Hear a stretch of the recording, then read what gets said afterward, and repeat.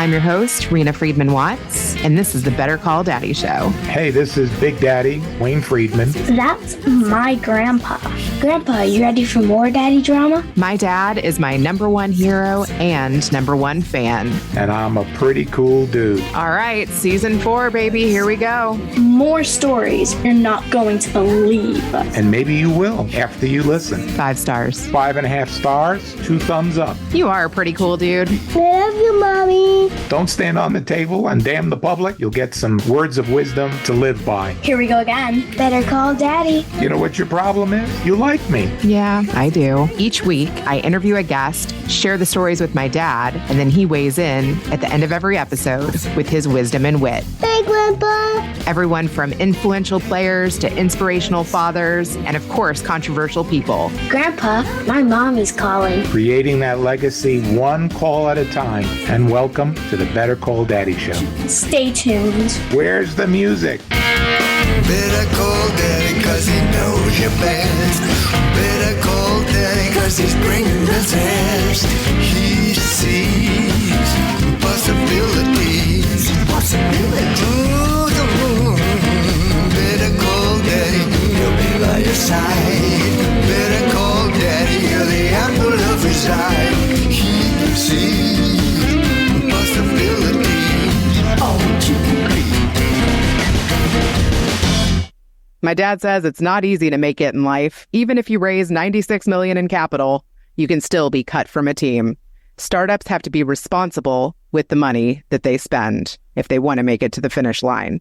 Today's guest, Feras Alhlou, has worked with entrepreneurs for the past 10 years. He's coached 1 to 2 people per week. That's hundreds of entrepreneurs that he's coached. He's an author, speaker, and YouTuber. Feras, welcome to the Better Call Daddy Show. So I know that layoffs is one of the topics that you really get vulnerable on. And we are in layoff season right now. A lot of people are going through that. Talk to me about what it was like when you moved to Silicon Valley 20 years ago with stars in your eyes. Yeah, 2003, I still vividly remember that whole season. So I was in a tech startup. I was a VP at the time, and we had raised $96 million as a startup. I was part of the management team who raised that amount, and we were building an infrastructure product. We basically ran out of money, so there were waves of layoffs. And then I remember to this day, the new CEO came into my office and said, "Hey, Feras, we have a layoff tomorrow." I guessed it would be, but what I didn't know, what he said next was, "And Feras, you're part of it. You're impacted by that layoff." And Rena, I remember like my stomach dropping, heart racing, these emotions going through my heart, my mind, my body. I'm a VP in this startup. This is a startup that you hear about in the books. We were working 67 hours a week, 12, 14-hour days. I slept in that company a couple times there to support the engineers as they're working overnight. So that was shocking, to say the least. And why me? No way it's me. What happened? What do I tell my family? What do I tell my friends? All of that is just rushing through your mind. And I remember it was in 2003, 21 years ago now. But even before that, like, talk a little bit too about you were managing like 50 people, and what was it like to raise that kind of capital and be a part of that scene? Yeah, so I worked with the founders in a previous company, and then they recruited me to come in and help grow the business. We were hiring, I think we hired like 60 people in one summer. This is, cash was there. The investors believed in the concept, and then they want us to, just like any other investor, to execute, deliver. And we did. The product was amazing. It was ahead of its time. And we were working with clients like Cox Communication, AT&T, and others, but just the product was ahead of its time. And then at one point, when you're burning that much cash, you'll run out of money. And that, that's a lesson for founders, for new business owners, is if you have cash, be very diligent in how you spend it, and be very conservative in where you apply the cash and how you invest in resources to get you some revenue, maybe before you expand too much. So it was going from the high of highs to the the low of lows and having to deal with it. It was at the professional level, at the personal level. Yeah, it was a tough period. Yeah, on a personal level, you were a dad at the time with a new young family, right? Yeah, young family. My wife at the time, we have 3 children and they're young. And my wife she took a hit on her career early on to take care of the kids. And then now she's an amazing professional and she does amazing work and all that good stuff. We can talk about it later in the podcast. I remember going back home that afternoon. So I'd come home 7 a.m., 8 p.m., we'd have maybe late dinner. But that day when I was told I was laid off, I came home early and my wife said, "What's going on?" I said, "Let me tell you what's going on." And she had the same sort of shock. "No way, like you've been working so hard and the founders." And I said, "It is what it is. It's business." She was very supportive, of course. Said, "Hey, we'll figure things out. Don't worry about it." And then, you start to internalize all of this and all these questions about, and the feelings about maybe shame. What do you tell others? What do you tell your kids? I already told my wife, she's very supportive. And then what do I do? And, it's not cheap to live in Silicon Valley and raise 3 children. So all of that, I think the first couple of days were really hard, very, very difficult.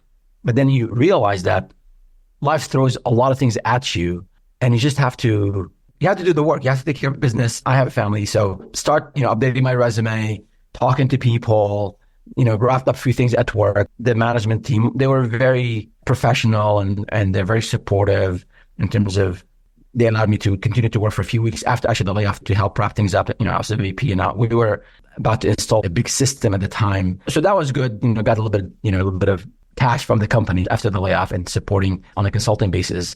But I immediately started to send resumes out. And I was in a very difficult market, very dry, similar to what we're hearing these days about the waves of layoffs, not just in tech. Every day you see announcements about another company just laying people off. Expedia, BuzzFeed, Vice, you name it. So those listeners who maybe are impacted or they know someone in their network was impacted, it's hard.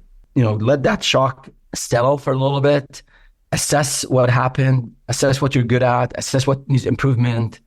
And then you just got to get back on your feet and just knock on doors.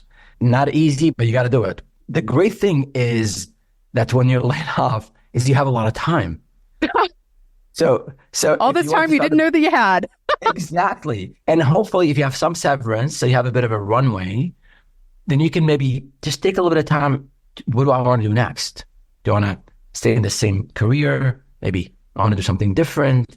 I want to maybe relocate, or maybe I want to start my own business. So take the time, I think, and mourn. It's okay.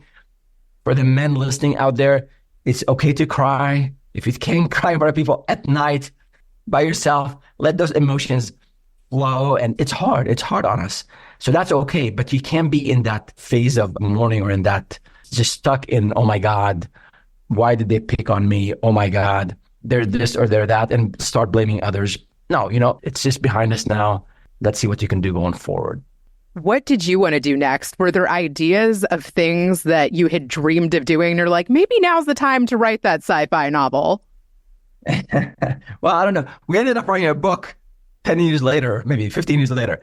But at the time, I think like most Americans, I think 60% of us, we have an idea to start a business. I think only, if I remember correctly, only 90% actually do. So I always said, I want to have my own business. I want to do this. I want to do that. But when you have a major life event like a layoff, you have the time to think and reflect. But I wasn't thinking about entrepreneurship like right after I get laid off, because again, the young children, I think we get used to the stability or perceived stability in my mind now, where we have a paycheck, we have benefits, we have 401k plans and all that. But I ran, after 6-7 weeks, nothing, no interviews, nothing. I ran into a friend of mine who wanted to start a business. And I said, okay, that's interesting. And he was a close friend. And that was the dawn of internet marketing and SEO and pay-per-click and all of that and web design. So we decided to join hands and start a business. And that's how I got into it. So in a way, I don't want to take all the credit of, I started my own business and I had the vision. It was sort of I wanted to do it, but then my network, my friend, I didn't have some resources. So we combined our resources and our time and effort, and we decided to start the business. So that was, and I think about 3 months after the layoff, that's when we officially kicked it off and started to go out and try to sell and got a whole lot of rejections. That's another story. Oh, I want to hear about that. I always say this story. So the first day we decided to actually go out and sell. So where do we start?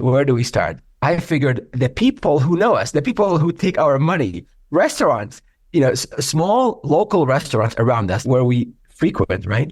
So we got to 5 restaurants, okay? And we got 5 rejections. No one wanted to do anything with online websites, online marketing. This is 2003, so this stuff was new. And we got home. It was devastating. Like, oh my God, what did we do? Was this the right thing? Like, no one is going to buy from us. So another shock to the system, another period of mourning for a couple of days. But by that time, we had put some time and effort into the name and the paperwork and said, no, we got to keep going. So it took us a few weeks to get the first customer. And that was the sweetest feeling ever when you close that deal, because I didn't have any sales background. So I had also to learn a bit about, how to pitch and how to package and how to price and how to handle objections. So there's a bit of learning there. But once you start to close deals and deliver to the customers, especially if you like services and you like to work with people and help them out, it was an amazing feeling. Once we figured it out, it took us a little bit of time. But once we figured it out, we doubled down and, fortunately, we were able to grow the business and pivot and start another business and all the way to selling the last company we had to Dentsu, the global media company, back in 2019. I want to know, like, when you walked into the restaurant, did you buy a cheeseburger first and then you're like, hey, and by the way?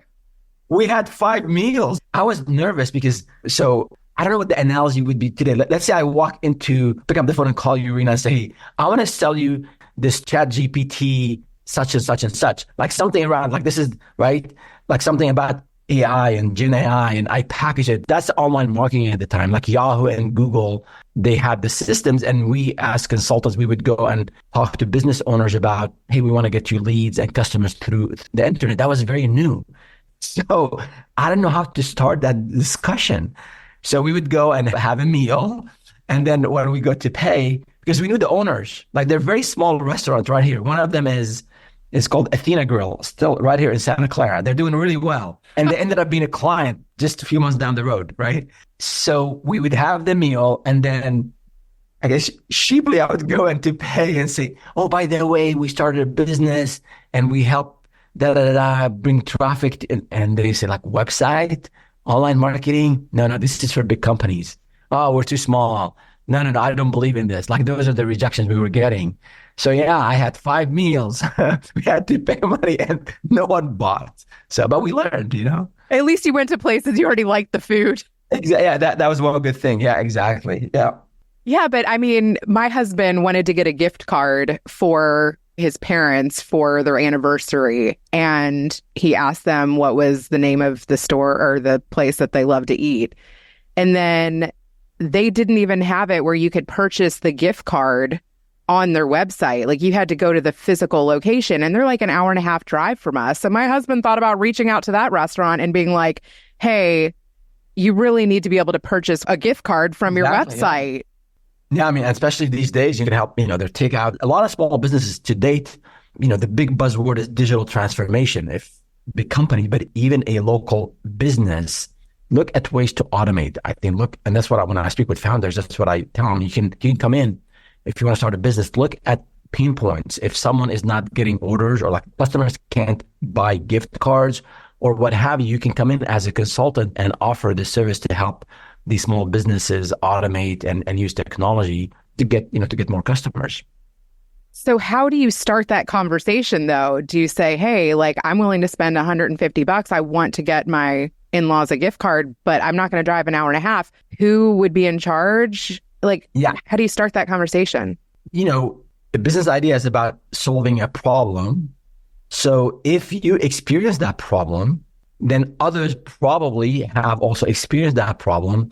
And then I think when you speak with the business owner, I wouldn't get into the technical part of it and the feature. Like, here's my friend, I was about to spend $150 with you and I can't imagine how many other people. So potentially you can get, and maybe share some numbers. If you get 10 customers a month, that's $1,500. Now for $200 a month, I can help you set up that system. So I think to business owners, you want to, how do I help you solve a problem? How I can increase your revenue? How can I decrease your cost, make things a bit more efficient? I think and talk business with decision makers, not maybe too much about the features and the technology and those sort of things. Yeah, I think that's good advice. I mean, even I went to the urgent care this week, and every time you go to the urgent care, you have to enter the same information through an app. And I'm like, there should be part of this. I mean, I get that you don't want to like store maybe my license photo or my payment, because that probably needs to be updated every time, but my address, my allergies, like all this stuff. And even the nurses are annoyed. They're like, I know, it's annoying. It's the people we work for. I'm like, who are the people you work for? My husband could fix that. I was speaking with a friend of mine. He's in Canada, and the Canadian government, I don't know if this program is still active or not, but they have this thing called digital adoption and digital transformation, where they give businesses who help other businesses adopt technology and get on the 2024 train, and they give you a certain amount of money, maybe $15,000, I think, Canadian dollars. So that's a pretty sizable amount to help businesses automate and really innovate and allow, technology to help business owners succeed. So because I speak with a lot of founders and a lot of business owners, they maybe want to pivot, like look for these issues in a specific industry, maybe in healthcare, maybe in the restaurants. There's a lot of room for innovation. And even if you're not a technical person, you're not a programmer, potentially you could find a software or a solution that will solve the problem, and then you'll be the consultant training a business owner on that solution. You can maybe customize, you can provide training on. So there's a lot of opportunities to help businesses, even if you're not technical, because you can just maybe provide services around that technology. Yeah, I love that. I also am very surprised that you went 6 to 7 weeks and didn't get an interview. So were you like still applying and networking like talk to me about that period? Because I think, obviously if you're not getting interviews, then you got to be like, okay, well, I got to come up with something. Absolutely. Because, cash will goes quick. Yes. Stock options go quick. Well, the joke about the options we had, because we did have a whole lot at that startup, but then the joke in Silicon Valley is that all that becomes toilet paper because you can't do anything with it, right? I don't know. When we were hiring people, before I get to your question, people would come and negotiate, okay, here's the base salary and the options, right? And people would take a hit on their base salary to get more options because of the potential upside, which, I mean, it makes a lot of sense. Now, if the company doesn't make it, and the failure rate in startups is really high, so yeah, those options end up being really worthless. But I think, especially if you have young listeners, I think in that early stage of your career, if you get a chance to work really hard in a startup, or if you're in your family business or a local restaurant, it doesn't have to be tech. It doesn't have to be Silicon Valley. But I think for young professionals, young folks, ability to that momentum you build when you work hard, you can accomplish more. It gives you a lot of tools. And I think it also, and I heard this from Sam Altman, the founder of ChatGPT, OpenAI, he said, just like you have compounding interest, that really well for you over time, same thing if you work really hard early on. You don't have as many obligations, typically, generally, you don't have as many obligations as when you get older. So that compounds your trajectory, I think, your career, where you end up. That working hard early on, I think, is very valuable. It's something I recommend. You have to sacrifice some things, maybe one less hobby, maybe a little bit less TV time, one less, party, whatever it is. But initially, that knowledge you acquire and just how life works and how business works, like that, you want to be a sponge and you want to learn a lot early on. It will set you apart significantly in a good way. I think, especially early on, maybe the first few years of your career. So, and you did that. I mean, you said you slept in the office. Oh, that startup, I learned, and I had worked in corporate before that, but that environment, working in this, a lot of smart people around us, working really hard, high expectations from management, from the venture capitalist. You just learn how to do things with less. Sometimes even money was available, but because we had funding, but it's still a startup, small team. So, you're the head of product and you're helping sales and you're helping maybe installing something. I remember before a demo, we had some venture capitalists coming in to see a demo of the product. And we had a demo room that looked really nice and we had to demo the feature. And the engineers were working on the software, and then we had to make sure that the room is tidy. And I remember, being there at night, making sure everything looks nice. And I have a little scar here on, we were moving things and I got cut from getting that room set up. I wasn't a programmer at that time, but I couldn't go back home when the engineers are actually staying overnight to make sure this demo is going to work for the investor in the morning. I'm not making this stuff up. So, I was there and, there was no help. There was no Uber at the time. There was no TaskRabbit at the time. So we had to do our things ourselves. And the demo went amazingly well the next day, and investors were happy and they wrote the check. So all that is experience you're not going to get from working 8 to 5. So, and I understand the whole thing about work-life balance, but I think for the younger crowd and the older crowd, if you want to accomplish something worthwhile in life, whatever it is, you want to run a marathon, you want to build an amazing business, it's not easy.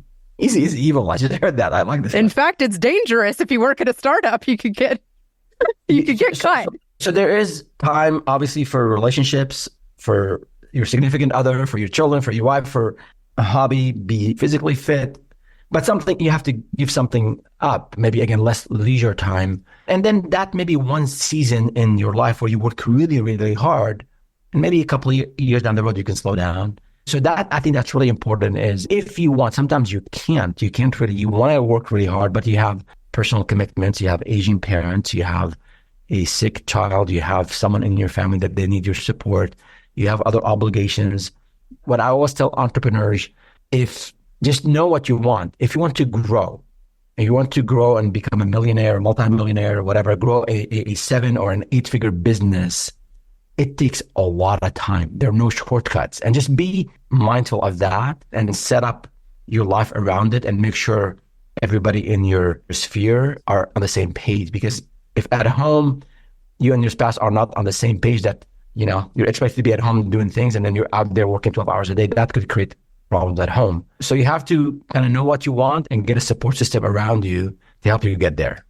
I know that you said a lot of people helped you along the way, and that's even part of your mission right now. Can you talk about some of the people that you called for advice? Long list, Rena, a long list across the spectrum. So when we started the first business, I had no idea about accounting, no idea whatsoever. I never dealt with accounting because I was in tech and all that. So I spoke with a couple of business owners and they told us about, here's what you got to do. And here's a couple of CPAs to work with.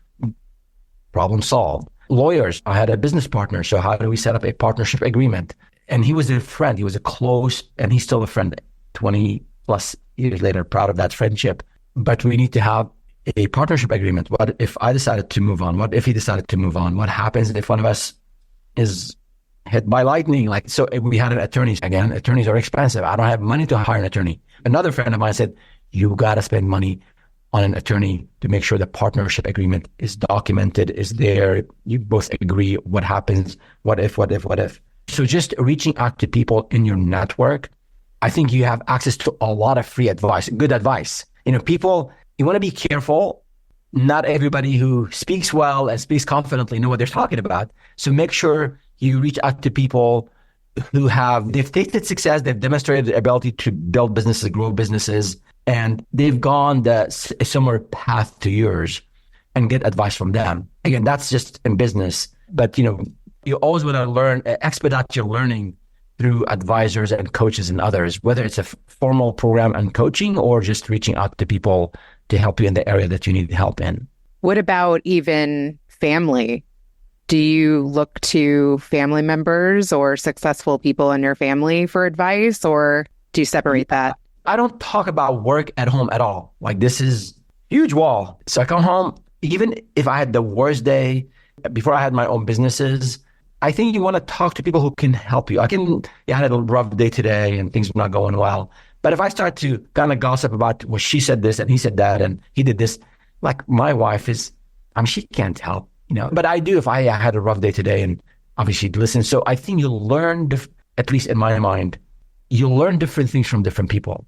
So I train in martial arts, in Aikido. I'm a third degree black belt. I've been doing this for a while. So in terms of discipline, we have 4 Aikido teachers in our dojo, in our school. And they're all amazing martial artists, and they've been doing this for a long time. And it's fascinating to me. They all practice the same art from the same sort of lineage, same teacher, but each one of them, they're just unique in the way they perform a technique, and also in their personal life and their way they exhibit discipline. Martial arts requires a lot of discipline, whatever the art is. So I learned in terms of discipline and respecting the tradition and their time-tested principles. Like, I learned a lot from those teachers. From family members, that's your question. I mean, in terms of kindness and listening, my wife is amazing at that. Like, she's the kindest person. And we're fortunate, been married for now 36 years. Beautiful. So, and, we obviously, like every other couple, we've gone through the ups and downs, and it took us a while to really understand each other, but learning how to listen, how to, when you have a significant other, a spouse, in your life, after the first, but that they have different perspectives on things. So you have to live with it initially. Okay, I don't agree, but I'm going to be nice. But over time, you appreciate that there's a different perspective.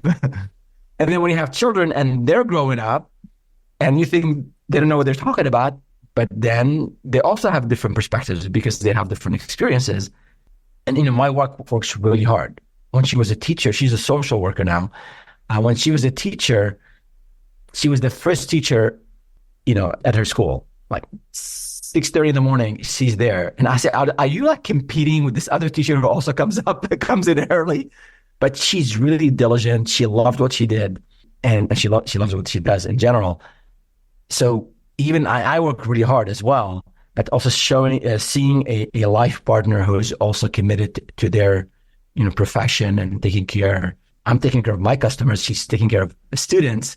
So that, you learn from the people that you surround yourself with. And, I heard a quote recently, forgot who said it, but if you want to know where you will be in 5 years, examine the 5 people you surround yourself with today and the 5 books you're reading today.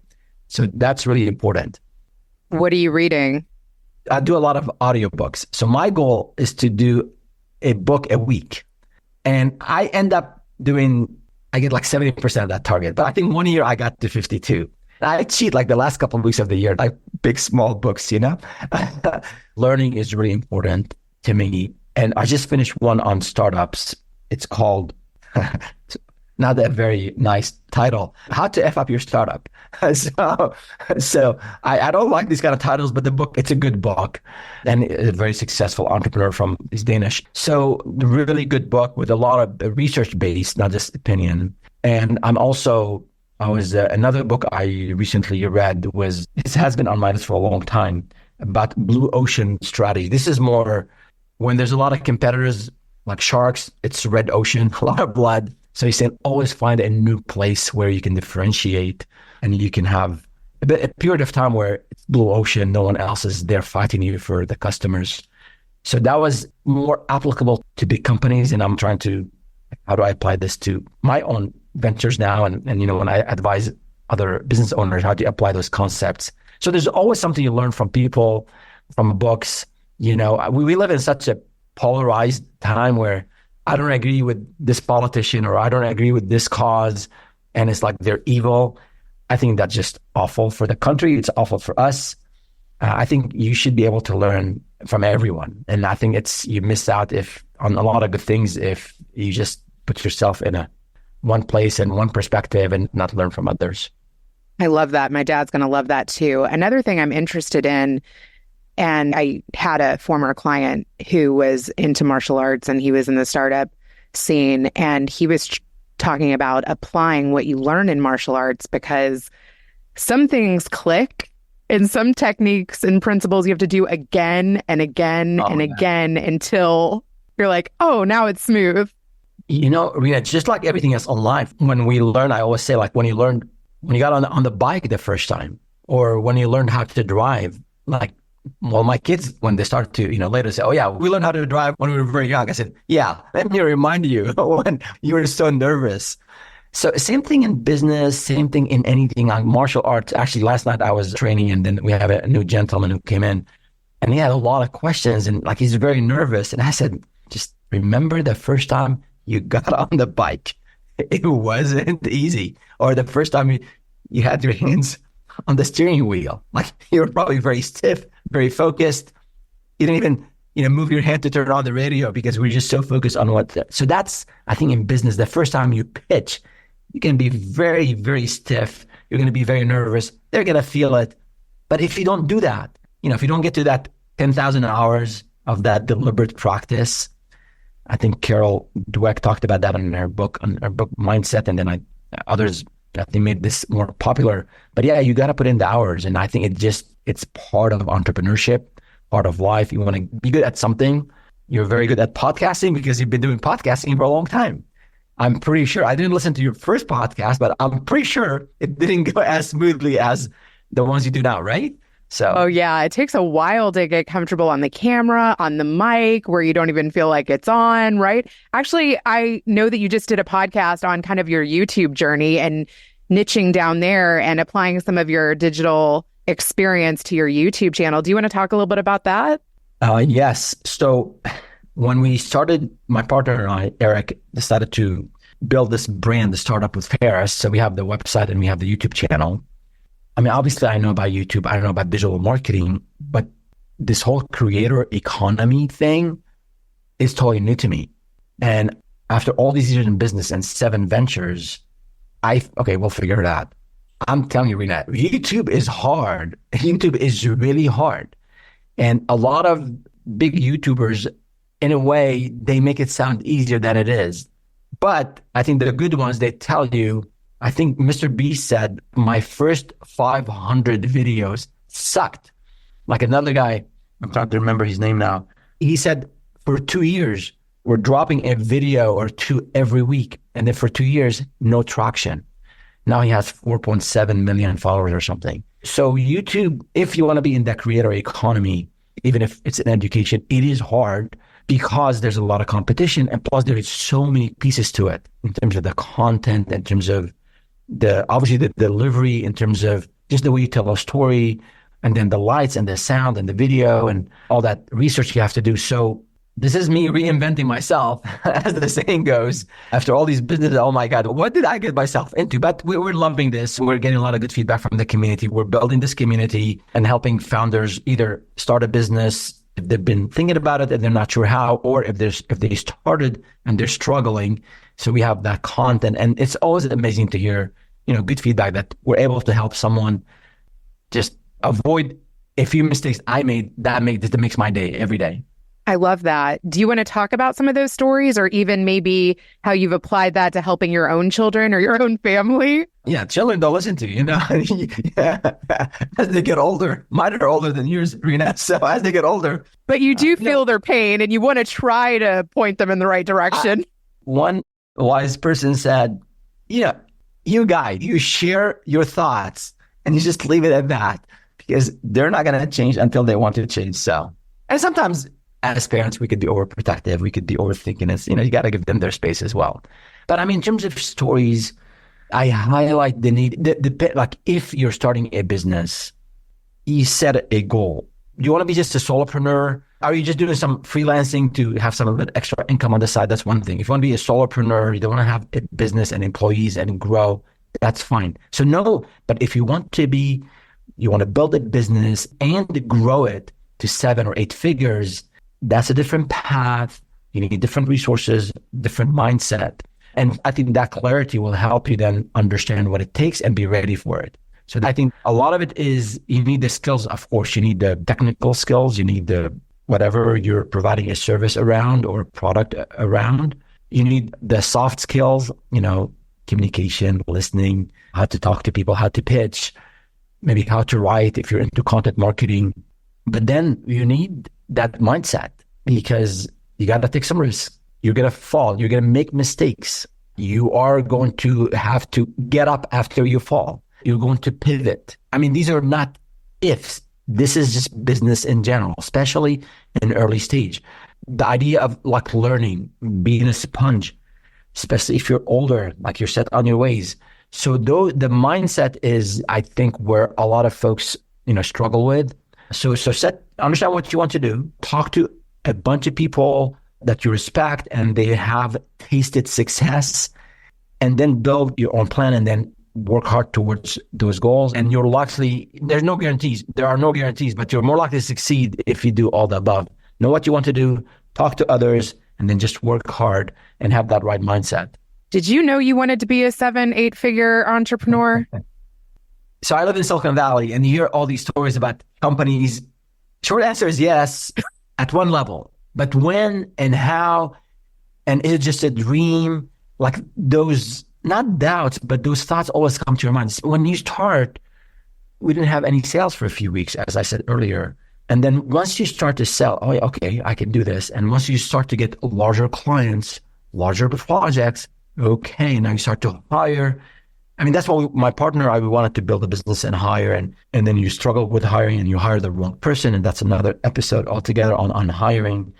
But once you see it working, and I think you see it's more achievable. It's a dream that I can achieve because now you're making progress. So you went from maybe like selling at $50,000 the first year to maybe tripling that the next year. Okay, now I can build on that. I can scale that. But you always have to be learning, because what works for you when yourself and your business partner is not going to work when you have 10 people. And what works when you have 10 people, it's not going to work when you have 20 people.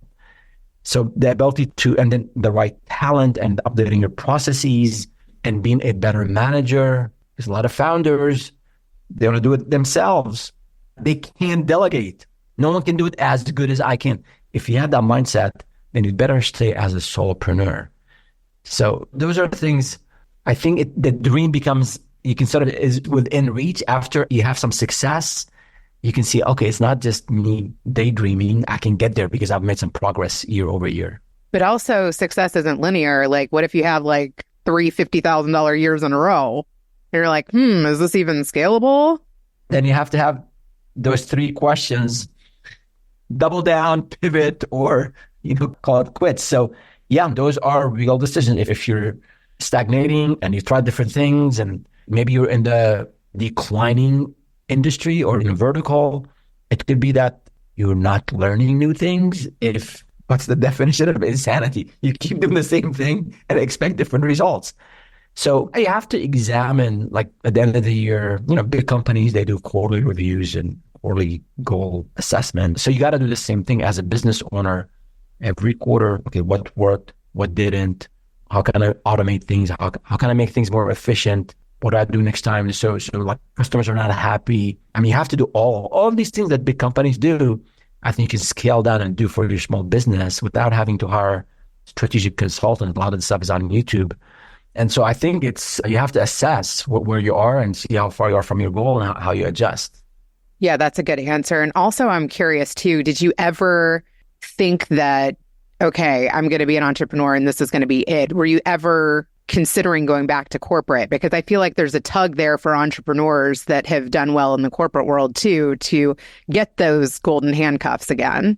Yeah, I know friends who've done that. And I think that enriches their career if they go back to corporate or work in a company. Because as an entrepreneur, you end up knowing a ton of things about, you learn a lot about many things, every aspect of the business. But for me, the first year or so when things were not going well, where cash was tight, where we were working really, really hard, long hours and figuring out like networking, walking down exhibit halls and talking to each vendor and going to all these breakfast events, early breakfast things that I don't like to have an early breakfast, but I was at those 7 a.m. networking events because that's where potential leads are. So, oh man, did I make the right decision? Should I go back? Economy has improved, there are opportunities. Sometimes someone calls, hey, Feras, you want to come back? And, some of my ex-colleagues, work now in different companies and they have openings. So I was having those thoughts initially when we were struggling, but as we started to sell more and get larger projects, I don't quit easily. I'm maybe sometimes too stubborn for my own benefit. So, we said, and we hired a couple of people. So now it's an obligation. I got to make it work. It's not just me. These people that we've hired, we got to make sure this thing works. So just a little bit of a hesitation, maybe the first year or so, but then just 100% focused, dedicated, working hard. And it worked out really well for us. So we're very, very fortunate. Yeah. Back to the whole layoff conversation, and you know it well, and you did the networking, morning coffees and exhibit halls and all of these things that we're supposed to do to try to figure ourselves out and our identity and what we want to do with our lives. Did you make a 1-page resume? Did you make a 2-page resume? Did you tailor them? I mean... No, I had different versions, and I kept it to 1 page. I think that was sort of the standard at the time. I tell folks today, actually, just young folks just finishing college, they reach out every once in a while. And I say, it's looking for a job is a full-time job. So I spoke with someone just a couple of weeks ago. He said, I know his family. I said, so how many hours a day are you spending looking for a job? He said, yeah, about an hour a day. Okay, well, you're going to get your job in 2025. It was like shock to the system. I said, dude, I care for you. That's why I'm giving you, if you want to get a job in the next couple of months, you got to be spending 6-7 hours every day researching, build your own spreadsheet, look around who has opening, check with your family members, your friends, like what company. You got to hustle. And how do you stand out? And how do you get more interviews? If you're looking for a job, the first thing is to get interviews. Once you get interviews, then you can think about what to do in the interview. So it's hard. And when we have all these layoffs, it's not easy for the younger crowd now. And even for everyone, even if you're older, it might even be tougher, because if you're just finishing college, some companies might want to hire you because you're less expensive. So it might be better for the younger crowd who are just graduating. It might be tougher for those of us who maybe have 15 years, 20 years under our belt. And, we were used to a certain, income. It might be difficult these days to find the same type of job. So I think at the end of the day, if you happen to find yourself in a layoff situation, assess. This is a good time to assess. And if you had a good manager, get the last performance review and see where you scored high. Those are your skills. You want to maintain, improve, keep on those. And then what areas of improvement did they, identify and work on those. And then you have those skills. No one's going to take those skills away from you. And a lot of those skills could be transferable. So when we started our first business, I was used to working with C-level, Fortune 500. All of a sudden, I'm now pitching to small business owners, to local restaurants and local dentists and those sort of things. So how do you adapt? So one common feedback we got from all the leads and all the customers, my co-founder and I said, you guys are very, very professional. So we brought that professionalism that we learned from working with Fortune 500s to the local business owners, and no one else was doing that. So that compensated for our lack of experience and lack of years in business. So look at the skills that you have and see how you can, in most cases, they're very transferable to other things. So if you're stuck in a specific sector, maybe look at areas of sustainability. That's would be, if you like services, elderly care, elderly home care. I was just reading a report the other day. It's going to have the largest growth over the next decade. So I think 22% growth year over year. And there's a shortage, So look at your skills and look at industries that are growing and see how you can potentially find something in that area. You might have to get a new certification. You might have to read on your own to learn about that industry. You have time. So spend it looking for a job, or maybe, again, evaluate starting your own business. Okay, this is the final question, but it kind of goes along with that. Before you have a customer or you've had customers, what do you do? Create a business card and you're like, well, here's all the awesome companies I've worked for. So those are really hard questions. So how many customers do you have? How long have you been in business? What other customers have you? Well, let's talk about the problem I see. When people ask, you just, I don't know. I don't have any other customers. So you learn. And I just had a video on handling objections. And basically every time you have an objection that you just did a terrible job answering, When you go back home that same day or on the way back, record it, like hear what they asked me, and then find an answer and practice it 10 times. So now it's like a list of FAQs in your mind. So you know what works?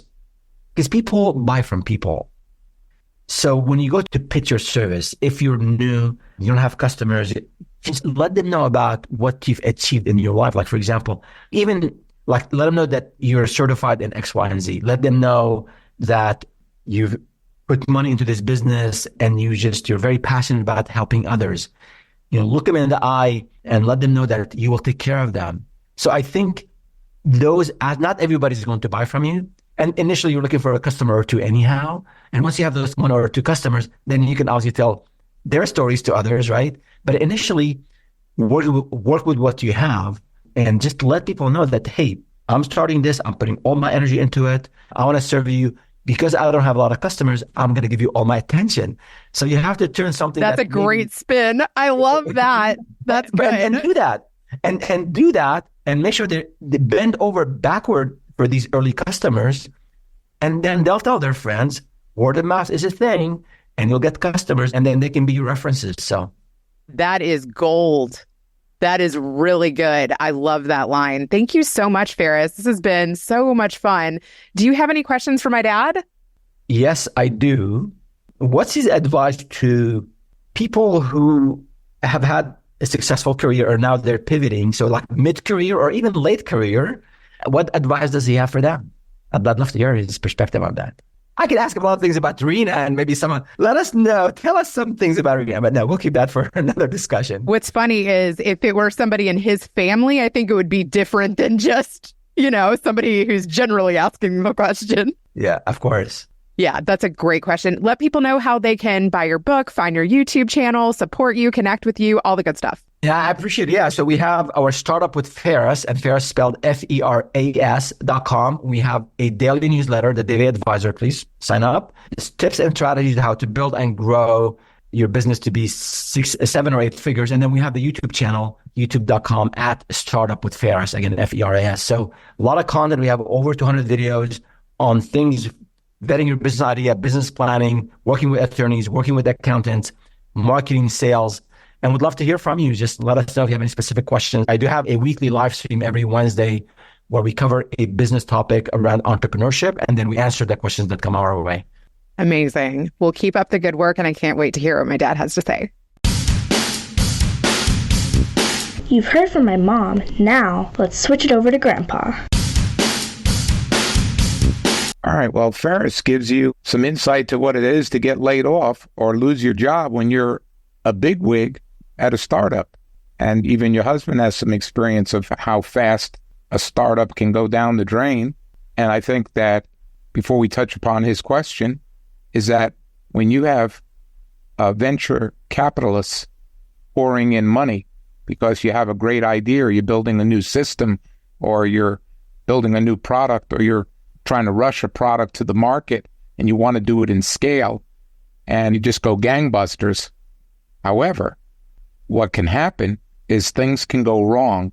And when you burn through a lot of money, because money is not an issue, and this is the same for other people that inherit money or have very well-to-do parents and they hand money to their children through some type of inheritance, or just where they help them out because they want to start a business because they believe in their children and they want to give them an opportunity to make something out of themselves. And what they don't realize is that when you flood the system with money, you don't necessarily then have a respect for the money, because people that have done it the hard way of scratching and fighting for every inch of that money and have fallen on their ass a few times and have had to scrape to get money, it's a whole different philosophy.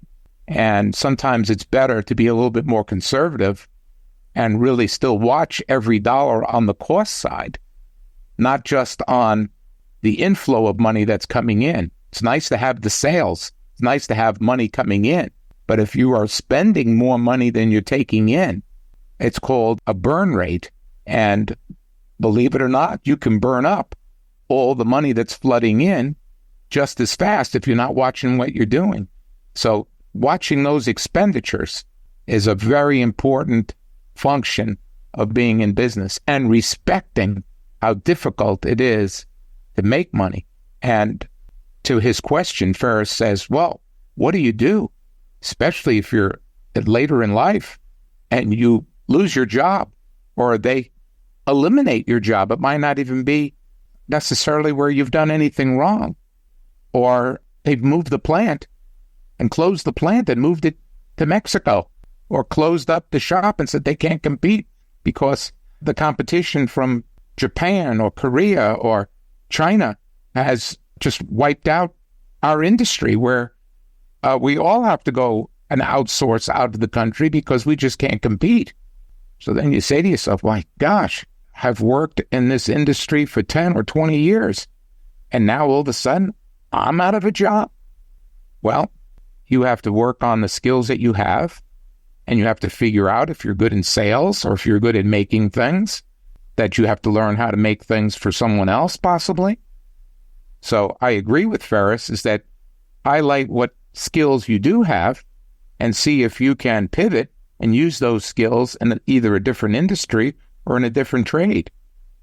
If you're working for a pharmacy, like you know from your mom's side of the family, where just about everyone in her family is a pharmacist, and CVS closes down, well, there's Walgreens, there's Kroger's. They have a certain skill level that they keep up that they could work in any drugstore. As you know, your grandfather, Jacob, and his brother both had their own stores. But running your own store, and as time went on, they were in an economic pinch. They were able to pivot, both of them. One, and even Carol, who worked in the drugstore, also had her pharmacy. She was able to work in the hospital, in the pharmacy department.